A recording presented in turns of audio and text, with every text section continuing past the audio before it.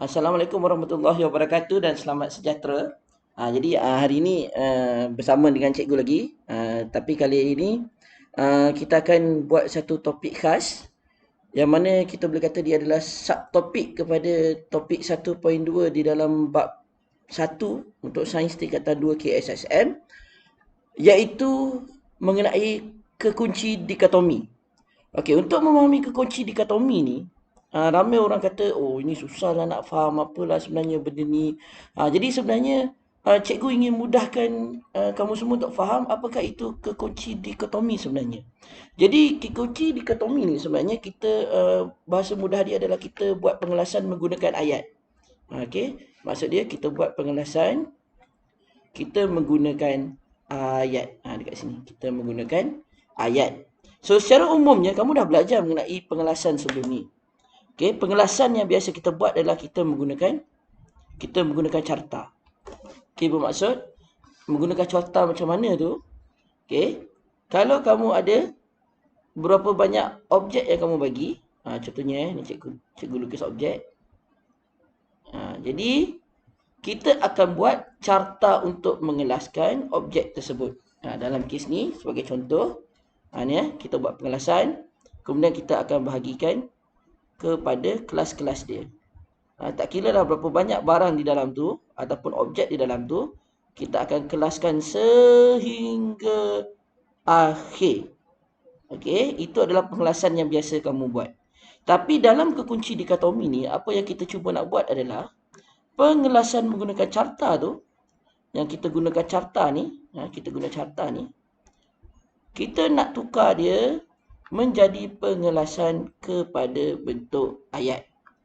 Itu yang kita nak cuba belajar hari ini. Okey. Dan pengelasan menggunakan ayat ini ada kaedah-kaedah dia yang orang kata apa, teknik-teknik dia yang kita perlu aplikasi. Jadi cikgu akan terangkan macam mana kita nak bina kekunci dikotomi dengan cara yang paling mudah. So untuk belajar benda ni kita akan pergi terus kepada contoh. Okey, kita pergi kepada contoh.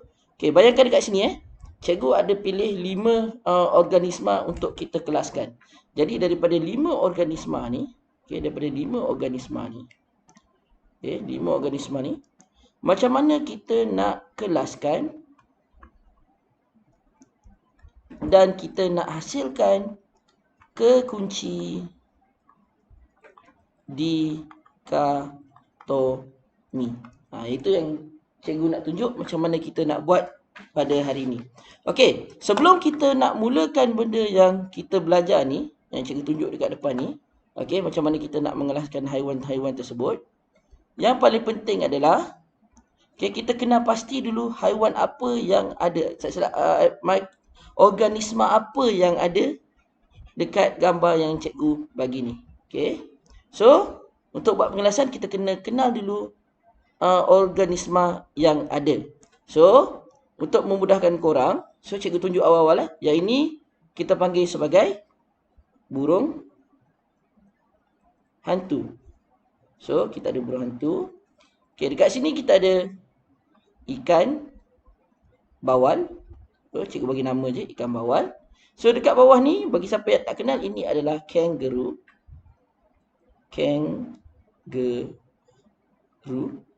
Okay.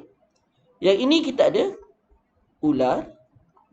Dan sini kita ada katak. Okay. Kita ada 5 organisma. Jadi, bila kita dah kenal pasti apa organisma yang diberikan, barulah mudah untuk kita buat pengelasan. Okay, jadi untuk mulakan pengelasan, yang paling penting adalah, okay, langkah pertama bila kita nak mulakan pengelasan, kita kena kenal pasti dulu 2 kumpulan yang besar. Okay, kita kena kenal pasti 2 kumpulan yang besar. Ini yang paling penting. So dalam sains, kita ada belajar 2 sifat yang boleh mengelaskan haiwan, organisma haiwan. Yang paling besar sekali kita boleh bahagikan kepada 2. Yang pertama kita sebut sebagai Poikiloderma. Dan yang kedua adalah Homoioderma. Okey, ini adalah pengelasan yang paling besar. Poikiloterma itu adalah haiwan yang boleh mengubah suhu badan mengikut persekitaran. Okay, dalam istilah sekolah rendah tak cikgu dia sebut sebagai berdarah sejuk. Dan homoeoterma adalah haiwan yang boleh mengekalkan suhu badan. Yang ini kamu belajar masa sekolah rendah kita sebut sebagai haiwan yang berdarah panas. Jadi itu adalah kumpulan yang paling besar. Jadi sebelum kita buat kekunci dikotomi, kita buat dulu yang cikgu kata tadi, carta pengelasan haiwan tersebut. Okey, jadi kita tulis tajuk besar dia. Okey, haiwan. Kita buat tajuk besar dia, haiwan. So, dekat bawah haiwan tu, kita boleh bahagi kepada dua kumpulan besar yang cikgu sebut tadi. Okey, Poikiloterma. Itu kelas yang, itu pengelasan yang pertama. Okey, kemudian, kita boleh letak kelas yang kedua dekat situ adalah homoeoterma. Okay, ini adalah kelas yang paling besar. Kita pecahkan dua dulu. Jadi, kalau kamu tengok dekat sini, kamu belajar masa sekolah rendah. Okay, kita ada ikan. Okay, kita ada ikan. Cikgu tak tahu kenapa dia tak boleh berpisah dekat sini. Cikgu padam dulu. Okey, cikgu padam dulu untuk mudahkan cikgu ambil gambar ikan ni. Okey, kita padam. So, kita ada dua kelas yang besar. Macam kamu belajar masa sekolah rendah. Okey, kita ada yang pertama iaitu ikan. Dekat Poikiloterma. Okey, ikan. Kemudian, dekat bawah Poikiloterma lagi ada katak. Ini adalah haiwan yang berdarah sejuk. Kemudian kita ada lagi ular. Kita ada sini burung hantu. Dan kita ada kangaroo. Okay, so homoeoterma ada dua. Jadi kita akan mulakan dengan sini dulu paling mudah. Okay, untuk burung dan kangaroo, kita boleh pecahkan dia kepada dua sifat yang berbeza paling jelas. Okay, untuk burung, kamu belajar sebelum ni. Burung kita boleh kelaskan sebagai, okay, sifat dia berbulu pelepah. Kemudian lawan kepada berbulu pelepah kita boleh kelaskan sebagai berbulu halus. Jadi daripada organisma ni kita dah boleh pecahkan kepada dua. Satu berbulu pelepah, satu lagi berbulu halus. So sekarang ni kita nak kelaskan lagi Poikiloterma ni menggunakan rajah yang cikgu tunjuk dekat depan ni. Jadi kita ada ular, katak dengan ikan. Okay, untuk bezakan yang paling mudah adalah cara mereka bernafas. Okay, satu bernafas menggunakan insang. Satu lagi menggunakan paru-paru. Jadi kita boleh pecahkan lagi dekat sini. Okay, untuk mudahkan kamu kita pecahkan lagi. So sini adalah bernafas menggunakan insang. Yang kedua, bernafas menggunakan paru. Okay, kita dah pecahkan dua macam tu. So kita boleh tengok ikan ni jelas bernafas menggunakan insang. Okey, katak dengan ular menggunakan paru-paru. Cuma yang special katak dia bernafas menggunakan kulit lembap. Itu kita akan tak ada kaitan dengan inilah. Okey. So bila kita pecahkan macam tu, so kita boleh nampak untuk homoeoterma sudah selesai. Hanya tinggal satu organisma sahaja dekat bawah. Jadi untuk Poikiloterma masih lagi belum selesai. Sebab ular dengan katak kita boleh kelaskan lagi untuk letak dia dalam kumpulan khas dia. Jadi untuk katak dan juga ular, kita boleh pecahkan lagi kepada kumpulan iaitu berkulit lembap. Okey, yang sebelah sini mempunyai sisik. Jadi memang jelas katak ni kita boleh letakkan bawah berkulit lembap. dan ular kita letak bawah mempunyai sisik. Jadi bila kita dah selesai membina rajah pengelasan ini, sehinggalah setiap kelas tu hanya ada satu organisma ataupun objek, maka kita telah selesai buat pengelasan. Itu cara kita nak buat pengelasan. Jadi daripada pengelasan ni, daripada keseluruhan pengelasan ni, kita nak membina kekunci dikotomi. Yang paling penting langkah pertama yang ini dulu. Kita buat dulu rajah dia. Jadi bila dah kamu buat rajah, maka kita boleh bina kekunci dikotomi. Jadi sebelum membina kekunci dikotomi, setiap daripada level ni, tahap-tahap ni, paling mudah jika kita meletakkan nombor kumpulan dia. Cikgu cerita dulu. Nanti bila kamu tengok macam mana cikgu buat, kamu akan faham. Cikgu ambil contoh. Yang poikiloterma dengan homoioterma ni kita letak sebagai kumpulan nombor 1. Kemudian bawah poikiloterma kita letak bernafas menggunakan paru-paru dan menggunakan insang ni sebagai nombor 2. Berbulu pelepah dan berbulu halus kita letak sebagai nombor 3. Dan akhir sekali mempunyai sisik dan berkulit lembap kita akan letak sebagai nombor 4. Jadi bila kita dah letak nombor, daripada nombor-nombor yang cikgu tulis ni lah kita akan membina kekunci dikotomi. So macam mana cara dia nak bina kekunci dikotomi? Jadi yang paling penting sekarang kita tengok nombor-nombor yang cikgu bagi tu. Kemudian kita boleh bina kekunci dikotomi. So untuk langkah pertama kita tengok dulu nombor 1. Jadi nombor 1 ni apa yang perlu kita buat? Jadi kita tulis dia sebagai kekunci yang pertama. Kita tulis sebagai kekunci yang pertama 1. Cikgu cuba besarkan yang ni. Kekunci yang pertama ni. Oops, tertarik. Ya. Yang pertama ni cikgu cuba besarkan. Kita tulis sebagai kekunci nombor 1. Itu yang penting, kekunci nombor 1. Jadi daripada kekunci nombor 1 ni, kita tengok apakah pecahan yang kita buat dekat kekunci nombor 1. So dekat kekunci nombor 1, kita buat pecahan. Kita buat pecahan dekat kekunci nombor 1. So kita buat pecahan yang pertama. Kita tengok pecahan yang pertama. Oops. Cikgu, A. Itu adalah pengelasan yang pertama, iaitu poikiloterma. Itu yang pengelasan yang pertama.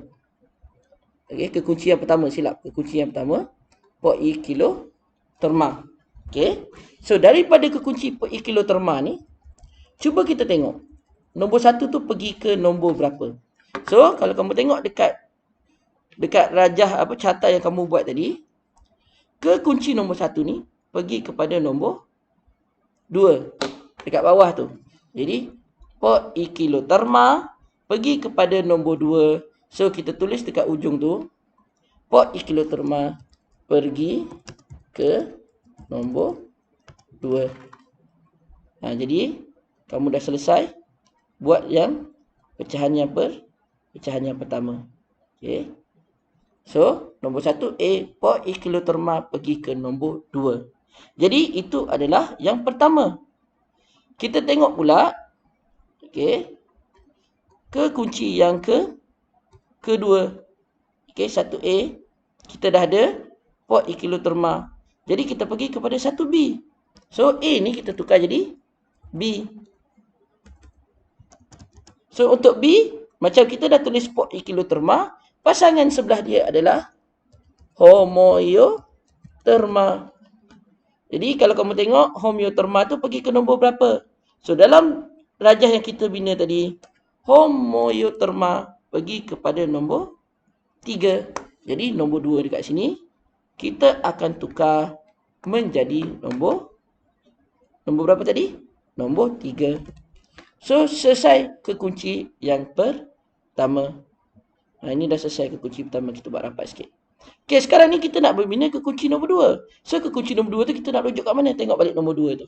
1 bernafas menggunakan paru-paru, 1 bernafas menggunakan insang. Jadi cikgu cuma edit yang ini. Cikgu cuma edit. So, kekunci 1 tu kita tukar jadi 2. Sebab kita tengok nombor 2 dekat situ. 2A kita boleh tulis bernafas menggunakan paru. Okey, itu yang kita buat pengelasan sendiri Jadi bernafas menggunakan paru. So cikgu besarkan sikit sini. Okey, bernafas menggunakan paru. So, bernafas menggunakan paru-paru tu, so kamu tengok dia pergi ke nombor berapa? Okey, bernafas menggunakan paru-paru ada lagi pecahan ke bawah. Dia akan pergi kepada nombor 4. Jadi kita tulis dekat situ pergi ke nombor 4. Okey, bernafas menggunakan paru-paru pergi ke nombor 4. Okey, selesai yang 2A. So, kita nak pergi kepada yang pecahan kedua iaitu 2B. Kita pun tukar 2A ni, kita tukar menjadi B. So, tadi bernafas menggunakan paru-paru.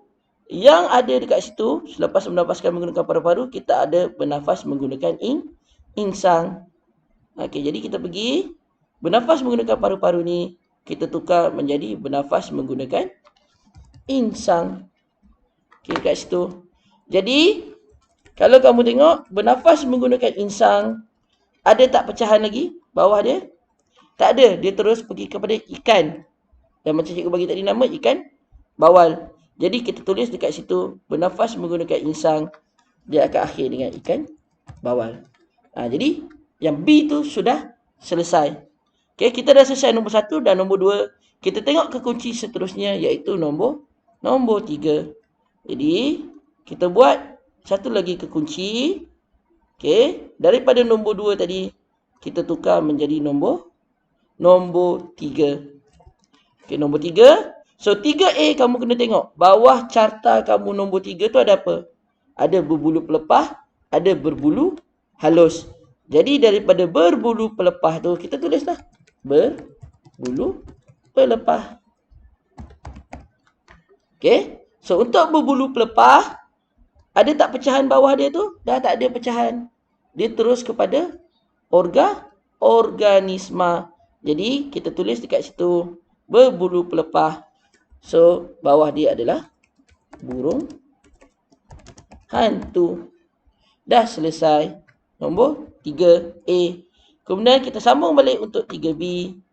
Okey, untuk 3B. So, yang 3 tu kita tukar. Kita dah tak nak guna 2, tak nak guna dah 3A. So, kita tukar jadi B. Okey, 3B. Bawah dia tu adalah berbulu halus. Jadi, kita edit dekat situ. Berbulu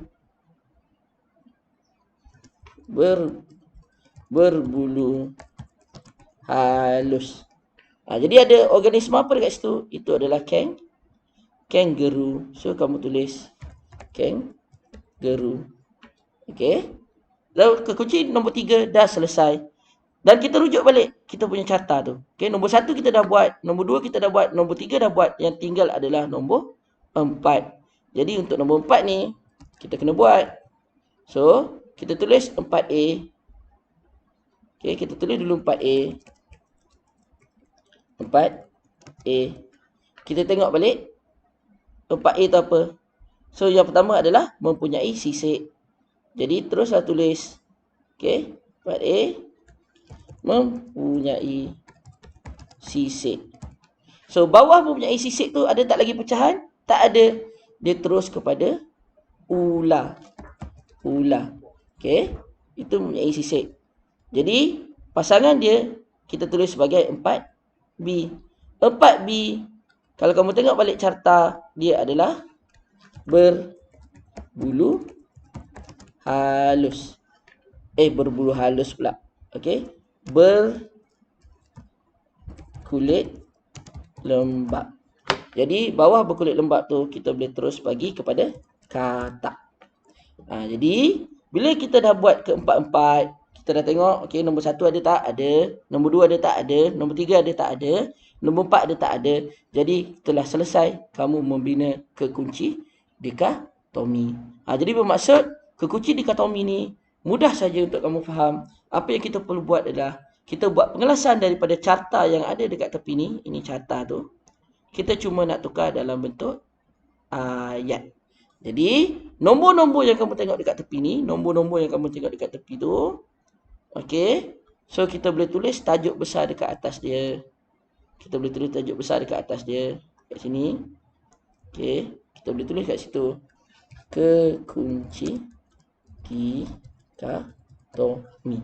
Kita boleh tulis sebagai kekunci dikotomi. Okey, kemudian cikgu besarkan sikit. Boleh nampak. Okey. So, kita besarkan sikit. Okey, yang ini kita buat. Okey, kekunci dikotomi. Tapi sebab cikgu guna komputer, so nampaklah tak berapa kemas dia kat situ. Okey, untuk buat kekunci dikotomi ni lagi kemas. Okey, kita tambah titik-titik yang ada ni. Titik-titik yang ada ni kita tambah sampailah semuanya berada dekat ujung. Macam tu. Okey. So kita tambah titik-titik sampailah dia pergi ke ujung. Macam tu. Kita samakan. Ni pun kita samakan. Okey. Yang bunuh hantu ni pun kita samakan. Kita buat dia sampai ujung. Macam tu. Okey, yang ni pun sama. Kita buat sampai ujung. Okey. Yang ular ni pun sama. Kita buat sampai ujung. Nampak ni. Kita buat sampai ujung. Jadi katak ni pun kita buat sampai ujung. Maka selesailah kamu punya kekunci dikotomi. Ini saja kekunci dikotomi. Okey. 1, 2, 3 dan 4. So, itu saja benda yang cikgu nak ajar hari ni. Okay, cikgu harap video ni dapat bantu kamu untuk bina kekunci dikotomi. Dan kalau ada apa-apa masalah macam biasa bagi pelajar yang cikgu ajar, hubungi saja ikut WhatsApp dan Telegram. So, cikgu akan bantu mana boleh bantu. Assalamualaikum warahmatullahi wabarakatuh.